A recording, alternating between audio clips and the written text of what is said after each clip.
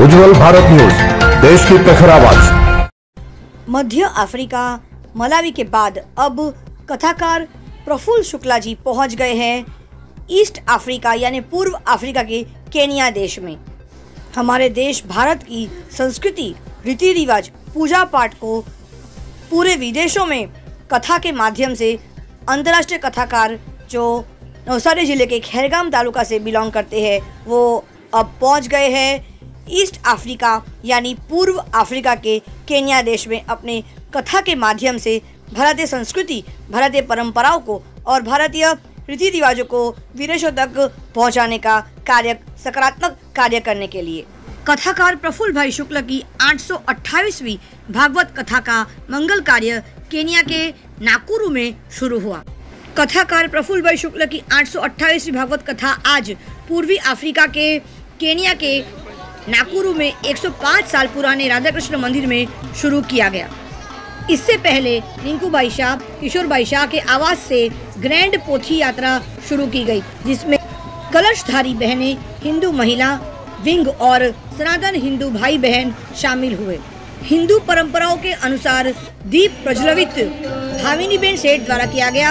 MD वैद्य परिवार आशीर्वाद से सुशोषित थे। संगठन के अध्यक्ष शैलेश भाई शेठ ने स्वागत भाषण दिया।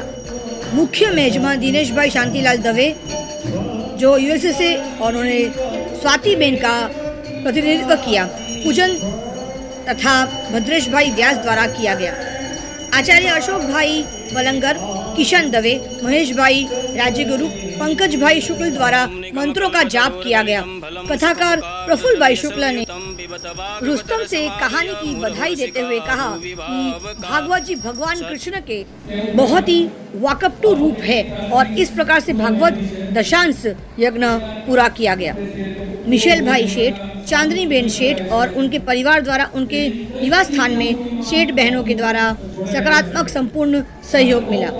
सही मायने में विदेश की धरती पर जब हमारे भारत के इस प्रकार के महान कथाकार जब विदेश की धरती पर अपने कदम रखते हैं तो हमारे देश की रीति रिवाज, परंपराएं और संस्कृति को विदेशों के कोने कोने तक पहुंचाने का सकारात्मक कार्य इस प्रकार के कथाकारी कर सकते हैं और उन्हीं के द्वारा ये संभव होना मुमकिन होता है। तो चलिए आप सभी को ले चलते हैं ईस्ट अफ्रीका यानी पूर्व अफ्रीका के केन्या देश में। देखते हैं वहाँ पर हमारे कथाकार जो भारत से केन्या जा पहुँचे हैं और किस प्रकार से भारत की संस्कृति, परंपराओं को, रीति रिवाजों को केन्या की धरती पर भी बिखेर दिया है। जय सियाराम बापू, कैसे हो आप? बहुत बहुत बढ़िया है। यहाँ केन्या के अंदर ईस्ट अफ्रीका नाकुरू में कल से भागवत कथा का आरंभ हो रहा है और 105 साल पुराना राधा कृष्ण मंदिर है। हमारे सनातन धर्मी भाई बहनों ने कितने सालों से ये संस्कृति का यहाँ जतन किया है और यहाँ के जो चेयरमैन है शैलेश भाई सेठ, वो भी परम वैष्णव है और उसकी पूरी टीम खास करके मेरे साथ अभी बैठी है। वो हिंदू वुमेन्स विंग्स की बहनें, जिसने कल भी बहुत बढ़िया प्रोग्राम किया था। आज मटकी फोड़ का, दही हांडी का प्रोग्राम है और बहुत अच्छी तरह ये भागवत कथा का आरंभ हो रहा है। भागवत कथा जो नाकुरू में हो रही है उसके मुख्य यजमान दिनेश भाई शांतिलाल दवे है जो यूएस सैन फ्रांसिस्को से है। वहां से वो वीडियो कॉलिंग पे मुख्य यजमान पद निभा रहे हैं। कल वैद्य परिवार के निवास से पोथी यात्रा संपन्न होगी। वो भी एक नाकुरू का इतिहास होगा। कलशधारी कुंवारिकाएं और कई बहनें अपने सर पे पोथी जी रख के भागवत की यात्रा का प्रस्थान करेंगे। मैं भी प्रदेश की धरती पर पहली बार पैदल चल के पोथी यात्रा में शामिल होऊंगा। सबसे बड़ी बात तो नरसिम्हा जी ये है कि 7 दिन भोजन की व्यवस्था है, 7 दिन महाप्रसाद है। ये विदेश की धरती पर ये भी एक इतिहास है ना। महाप्रसाद की कथा को हम बांझ कथा कहते हैं। गुजराती में એને વાંજણી કથા કહેવાય। જે કથામાં ભોજન ન હોય એ કથા વાંજણી છે। नकोरोना भाई बहनों ये खूब सुंदर आयोजन કર્યું છે, बहुत बढ़िया आयोजन किया है। और सभी लोगों के साथ आपके उज्जवल भारत टीवी न्यूज चैनल के साथ सभी भक्तों को मैं मेरे हृदय की खूब खूब शुभकामनाएं देता हूं। सावन मास का अंतिम चरण हम नकोरो में भागवत कथा में मनाएंगे। बोलिए, आप क्या कह रही थी? मैं ये कह रही थी कि मध्य अफ्रीका से ईस्ट अफ्रीका कितनी दूरी, उनका इसकी दूरत्व कितना है, कितना डिस्टेंस है? करीबन 2.5-3 घंटे का एयर प्लेन का रास्ता है। वैसे आप देखिए, आप पूरा जो अफ्रीका खंड है उसके 3 पार्ट है, एक साउथ अफ्रीका, एक सेंट्रल अफ्रीका और ये ईस्ट अफ्रीका। भगवान की कृपा से ये तीनों खंड में सभी कंट्रियों में मैं कथा कर चुका हूँ। क्या बात है। और वहाँ का माहौल कैसा, वहाँ का मौसम कैसा है, सबसे पहले ये बताइए आप। यहाँ का मौसम तो बड़ा बढ़िया मौसम है, गाना गाने की इच्छा हो जाए ऐसा मौसम है। बाहर निकल के जोर जोर से गाना गाए ऐसा लगता है, क्योंकि कभी बारिश होती है, कभी धूप निकलती है, कभी ठंड लगती है। बहुत बढ़िया माहौल है। और यहाँ की सिंसियरिटी जो है, इसको सफारी बोलते हैं, ये ईस्ट अफ्रीका को सफारी बोलते हैं। यहाँ की जो सिंसियरिटी है, इसके लिए दुनिया से लोग यहाँ देखने आते हैं। और सितारों ने कहा आसमां बदल गया, बुलबुलों ने कहा चमन बदल गया, बुढ़ाओं ने कहा जमाना बदल गया, फिर स्मशान बोला कि बदला कुछ नहीं है, मुर्दा वही का वही रहा, सिर्फ कफन बदल गया। क्या बात है। हाँ, ये धरती जो है ये हमारी भारतीय संस्कृति से जुड़ी हुई धरती है। आज से 150 साल पहले सीधे साधे वहान में जो नौका होती है ना, उसमें बैठ के हमारे गुजरात से, इंडिया से लोग यहाँ आए थे। बाद में स्टीमर में आए, फिर प्लेन शुरू हुआ। तो 150 साल से भारतीय संस्कृति से जुड़ी हुई एक केन्या ईस्ट अफ्रीका की संस्कृति है। वहाँ के लोग कैसे हैं, वहाँ के जो सिटीजन है, जो भारतीय नहीं है, जो अफ्रीकन है, तो वहाँ पे उन लोगों से आपको कैसा लगा, कैसा उनको आपका रिएक्शन कैसा रहा उनका? वो स्वाहिली भाषा बोलते हैं यहाँ। और अच्छा। यहाँ के जो लोग हैं वो बेचारे भले भाले लोग हैं, सख्त काम करते हैं, परिश्रम करते हैं। लेकिन हमारे जो भारतीय लोग हैं, वो जिस तरह पारसी लोग इंडिया में आके हिंदुस्तानियों के साथ मिल गए, इस तरह यहाँ के लोग भी यहाँ आके यहाँ के लोगों के साथ मिलजुल गए हैं। सब एक में खो गए हैं। इसके अंदर कोई भेद नहीं है, कोई पर्दा नहीं है। सब एक दूसरे के सहारे काम करते हैं। और सभी का यहाँ एक ही उद्देश्य है कि बस इंसानियत को जागरूक करें। जब तक ह्यूमैनिटी, मानवता जागरूक नहीं होगी, कोई भी धर्म, कोई भी रिलीजियस आखिर तो ह्यूमैनिटी पर लक्ष्य रखता है। और हमारा हिंदू सनातन धर्म है, जो हिंदुस्तानी संस्कृति है, जो हमारी भारत माता की जो परंपरा है, इसमें तो मानवता धर्म ही सबसे बड़ा धर्म है।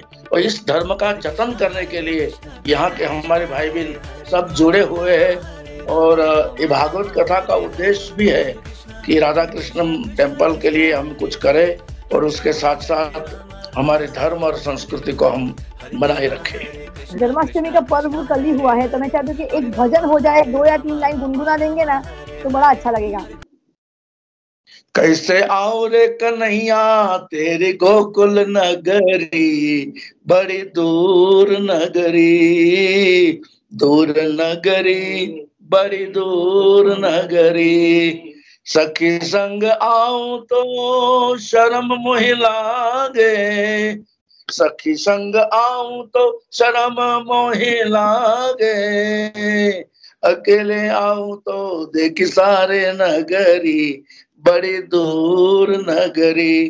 कैसे आऊं रे कन। अब तो सीमा जी हमें भी ऐसा लगता है इतने दिनों से भारत से बाहर है, अब भारत माता की याद आ रही है, कब ये 7 दिन निकल जाए, कब हम केन्या से नायरोबी से प्लेन पकड़ ले और छत्रपति शिवाजी महाराज एयरपोर्ट बम्बई पे हमारा प्लेन लैंडिंग होए और भारत माता का जय जयकार करे। अब तो हमें भी मादरे वतन की बहुत याद आ रही।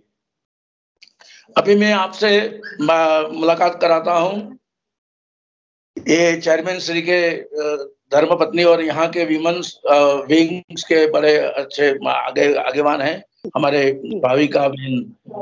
भाविनी बहन सेठ, जो हमारे शैलेश भाई सेठ के धर्मपत्नी है, और साथ में स्वाति व्यास को तो आप मिल ही चुके हैं, जो इस मंदिर की समाज की सेक्रेटरी है। और ये दोनों बहनों ने इतना एक भागवत कथा का जो दारोमदार संभाला है, बहुत ही बढ़िया, दिन रात मेहनत करके उसने ये कार्यक्रम संभाला है। नमस्कार। नमस्कार, कैसे हो? एकदम बढ़िया हूँ। स्वागत है आपका हमारे इस उज्जवल भारत न्यूज चैनल में। धन्यवाद। मैं भाविनी सेठ, CGHU टेम्पल के जो चेयरमैन है ना, शैलेश भाई सेठ, उसकी वाइफ हूँ। और केन्या में मैं लास्ट 30 इयर्स से इधर ही हूँ, शादी करके आई हूँ तब से, इंडिया से। और ये मंदिर में 25 इयर्स से घर के पूरे सदस्य, मैं, मेरे हस्बैंड, मेरे 2 बच्चे हैं, लड़का एक लड़की। और अभी लास्ट ईयर ही लड़के की शादी हुई है, तो बहू भी हमको धर्मिष्ठी मिली है, तो वो भी हमारे साथ सभी धार्मिक फंक्शनों में काम करती है और योगदान उसका भी होता है। मुझे एक बात बहुत मतलब शॉकिंग भी लगता है, सरप्राइजिंग भी, लेकिन बहुत खुशी होती है, एक अंदरूनी खुशी महसूस होती है कि हमारे देश के लोग चाहे दुनिया के किसी भी कोने में चले जाए, कहीं भी रहे, भले वहां का नागरिकत्व अपना ले, लेकिन हमारा जो संस्कार है, संस्कृति है, उसे वो कभी नहीं छोड़ सकते। तो नहीं, हमारा सोचते चाहिए ना। हाँ, और बच्चों को भी हम ऐसे ही इन्वॉल्व करते हैं कि बच्चे भी आगे अपनी जनरेशन तक हमारे संस्कार पहुंचा सके। કશું ગુજરાતીમાં બોલશો તો વધારે ગમશે, અમારા દર્શકોને, શ્રોતાઓને વધારે ગમશે। નો પ્રોબ્લેમ, ગુજરાતી પણ સરસ આવડે છે, અને આ તો તમે હિન્દીમાં બોલતા હતા એટલે અમે હિન્દીમાં પ્રયાસ કર્યો। એટલે હું એમ ઈચ્છું કે આપણા પ્રેક્ષકો ત્યાં ગુજરાતી લોકો ત્યાં રહે છે, એટલે ગુજરાતીમાં તમે બોલશો ને, વર્ણન કરશો ને થોડું ઘણું, તો આપણા પ્રેક્ષકોને વધારે પેલું પ્રેમ જાગશે એના અંદર। ના ના, આ 105 વર્ષ જૂનું અમારું કૃષ્ણ મંદિર છે, અમે કૃષ્ણ મંદિર કહે છીએ। મેઇન નામ તો એનું કચ્છી ગુજરાતી હિન્દુ યુનિયન છે, અને છેલ્લા 20 થી 25 વર્ષથી મારા હસબન્ડ તેમાં ઇન્વોલ્વ થયા હતા। પહેલા ટ્રેઝરર, ત્યારબાદ સેક્રેટરી, અને અત્યારે છેલ્લા લગભગ 5-7 વર્ષથી તેઓ ચેરમેનશીપની પોસ્ટ ઉપર બિરાજમાન છે, અને સાથે આજે સ્વાતિબેન પણ છે, તેઓ પણ સેક્રેટરી તરીકે ઘણા વર્ષોથી તેમની સાથે જોડાયેલા છીએ। અને અમારે કોઈ પણ પ્રોગ્રામ હોય ત્યારે ભોજન પ્રસાદી તો અચૂક રાખીએ જ, એટલે શું બધી કોમ્યુનિટી હોય। અહીંયા આપણે સ્વામિનારાયણ છે, કચ્છી સ્વામિનારાયણ છે, BAPS વાળા સ્વામિનારાયણ, જૈન દેરાસરવાસીઓ પણ છે, એટલે અને શીખ વાળા છે, પણ હિન્દુ પંજાબી લોકો છે, શીખ કોમ્યુનિટી છે, બધા કઈ પણ પ્રસંગ હોય, કોઈ પણ સંસ્થામાં બધા એકબીજાના ફંક્શનમાં ભાગ લે છે। ચાહે આપણે હિન્દુ પંજાબી લોકોનું લોરી હોય, ત્યાર પછી ઓલો એપ્રિલ મહિનામાં આવે છે એ ફંક્શન હોય, તો અમે બધા હિન્દુઓ એ લોકોના ગુરુદ્વારામાં જઈને અમે ઉજવતા હોય છીએ। હમણાં BAPS ટેમ્પલનો પ્રમુખ સ્વામી મહારાજનો શતાબ્દી વર્ષ ચાલે છે, તો ત્યાં પણ અમે બધા એને ઇન્વિટેશન પ્રમાણે આવતું હોય તો અમે બધા એક સાથે મળીને બધા પ્રોગ્રામ સેલિબ્રેટ કરીએ છીએ। ગઈકાલે જન્માષ્ટમી હતી, તો હું અત્યારે હિન્દુ કાઉન્સિલ વિમેન્સ વિંગની આખા કેન્યામાં અમારી 1 કે 2 બ્રાન્ચ જ છે કે જે ઇન્ડિયન વુમન કન્ડક્ટ કરે છે, તો અત્યારે હું એની ચેર લેડી છું। 37 યર્સથી અમારી વિમેન્સ વિંગ કાર્યરત છે એમાં। તો અમારે જન્માષ્ટમીમાં કલ્ચર પ્રોગ્રામ કરતા હોય, નાનાથી મોટી બધી લેડીઝો સુધીના બધા બાળકોને અમે કૃષ્ણ ભગવાનના જે જીવન ચરિત્ર હોય એની ઉપર કરાવતા હોય, પેલી નાટ્ય નૃત્ય નાટિકા ને એવું બધું અમે શીખડાવીને એને પ્રસ્તુત કરતા હોય। તેને શું આપણા જેવી રીતના આપણે પિક્ચર બતાડીએ ને એ લોકોને નોલેજ મળે, બુક વાંચ્યા કરતા જે રીતના ડાન્સ થી ને એને મળે છે નોલેજ, ઈ જલ્દી અને રિમેમ્બર લાસ્ટ લોંગ રહે છે। તો અમે કાલે પ્રોગ્રામ અમે કર્યો હતો, ઘણી વસ્તી પણ હોય, અને એ પ્રોગ્રામ અમે લગભગ 1.5 થી 2 કલાકનો હોય, લગભગ 40 થી 45 બાળકો એમાં પાર્ટિસિપેટ કરતા હોય, 1 મહિના સુધી પ્રેક્ટિસ કરે, અને પછી કાલે એનું પરફોર્મન્સ હોય। અને આજે અમે नंद महोत्सव करवाना चाहिए, એટલે દહીં હાંડી का प्रोग्राम भी, तो उसमें भी सभी नगरवासियों एकत्रित हो गए। और बापू आज हमारे घर से आज ही पधारे हैं, तो सुबह हमने हवन किया और बापू बोल रहे थे कि कल से सब पारायण चालू हो रही है, तो हम हर रोज हवन करेंगे, और घर के मेंबर और किसी और को भी पार्टिसिपेट करना है तो हवन में आ सकते हैं। तो અમે ઘરે દરરોજ હવન કરશું। હા, હવે સ્વાતિબેન છે, આપવું એને એની સાથે વાત કરશો। નમસ્તે। નમસ્કાર, તમારું સ્વાગત છે. બરાબર છો તમે? એકદમ મસ્ત. તમે બોલો. તમે પૂછો, મને જે આવડશે હું કહીશ. બાકી ભાવિની જે કીધું એ જ રીતે અમારું मंदिर છે. हाँ, आज का जो ये कार्यक्रम हुआ है, बापू ने जो कार्यक्रम शुरू किया है आज से, तो इस कार्यक्रम के बारे में कुछ बताइए. और आप कितने सालों से केन्या में रह रहे हो, और भारत में जब आप आते हो, जब केन्या वापस जाते हो, दोनों में क्या अंतर आपको लगता है? कि वहाँ का कल्चर, आप वहाँ रह के भी आपने भारतीय संस्कृति नहीं छोड़ी, आपके जो वहाँ पे रह के भी आपने इतना अच्छा कल्चर वहाँ मेंटेन किया है, बहुत खुशी होती है. तो आप क्या फील करते हो इसके बारे में? जब कोई बोलता है ना कि हमने इंडिया से बाहर निकल के हमारी संस्कृति को संभाल के रखा है, तो खुद पे और हम जो यहाँ पे गुजराती परिवार सब है तो प्राउड फील होता है कि चलो हमारे गुजरात से, हम इंडिया से है तो भी हमने ये सब किया है. और जब सबको पता चलता है तो अच्छा लगता है कि नहीं, चलो हम ये संभाल सकते हैं. तो आगे अगर हम संभाल सकते हैं तो डेफिनेटली हमारे बच्चे भी ये सब संभालेंगे. मैं 22 ईयर्स से यहाँ पे हूँ. नंद महोत्सव जो बोलते हैं वैष्णव लोगों का होता है, वो हम आज वो फर्स्ट टाइम हम हमारे टेम्पल में कर रहे हैं सेलिब्रेट. फर्स्ट टाइम है. तो बोला है हमने कि बापू को बोला है कि हम फर्स्ट टाइम कर रहे हैं तो आप स्पीच देना. कल भी उन्होंने जन्माष्टमी में स्पीच दी थी, बहुत अच्छा लगा था सबको. इंडियन गवर्नमेंट जो है ना, लास्ट ईयर इंडियन गवर्नमेंट यहाँ जो कम्युनिटी है 40 अफ्रीकन कम्युनिटी जो होती है, उसमें जलवो होते, किकुया होता है, बलुया होता है, सब ऐसी डिफरेंट जैसे हमारे में होता है कि पंजाबी किया, गुजराती किया, हिंदी किया, सब किया. ऐसे यहाँ भी केन्यन में होता है जलवो, किकुयू, बलुया, कलोंजी, ये सब होती है. इसमें हमारे हाँ ऐसी जाति होती है. तो हम इंडियन को भी 43 नंबर पे इंक्लूड किया है कि वो सभी केन्यन ही है. क्या बात है, मतलब आप लोगों को बहुत प्रॉपर नागरिकता मिल गई है. हाँ, हम सिटीजन तो बन गए हैं, लेकिन हमको केन्यन की गवर्नमेंट ने कभी अप्रिशिएट नहीं करते कि ये भी हमारी केन्यन की सिटी कम्युनिटी है. तो लास्ट ईयर इसने 43 नंबर पे हमको दिया है. 42 तो सभी अफ्रीकन ही कम्युनिटी है, हम इंडियन को 43 नंबर पे कम्युनिटी में इंक्लूड किया है. जहाँ जहाँ गुजराती है वहाँ सदा बसता गुजराती, वहाँ गुजराती खड़ा हो जाता है, हिंदुस्तान ही खड़ा हो जाता है. मैं उज्जवल भारत के हमारे लाखों दर्शकों के लिए एक जानकारी दे रहा हूँ सीमा जी, कि यहाँ के जो हमारे भाविक भक्त लोग हैं, और खास करके ये क्या बोलते हैं, हिंदू वुमेन विंग्स जो है, उसके द्वारा दर रोज कथा में आने वाले उत्सव भी शानदार तरीके से मनाए जाएंगे. दूसरे दिन शिव पार्वती विवाह है, वो शिव पार्वती में शिव जी की बारात लेके मीना बेन रमेश भाई खगराम उसके मनोरथी है, और पार्वती की ओर से हेमंत भाई बचू भाई पटेल, जय माता जी, वो उसके मनोरथी है, और वो उत्सव भी मनाया जाएगा. तीसरे दिन नरसिंह प्रागट्य, फिर चौथे दिन वामन जन्म उत्सव भी, जो वामन भगवान का रूप हुआ है, यहाँ बहुत बढ़िया तरीके से मनाया जाएगा प्रैक्टिकल रूप से.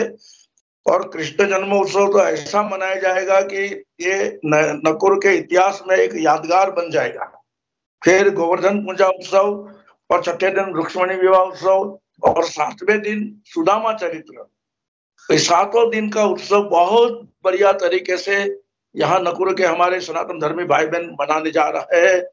आपको दर रोज का न्यूज भेजते रहेंगे, और उज्जवल भारत का हम और आपका सीमा भट्टाचार्य का बहुत बहुत ही धन्यवाद कर रहे हैं. धन्यवाद धन्यवाद धन्यवाद. नमस्कार.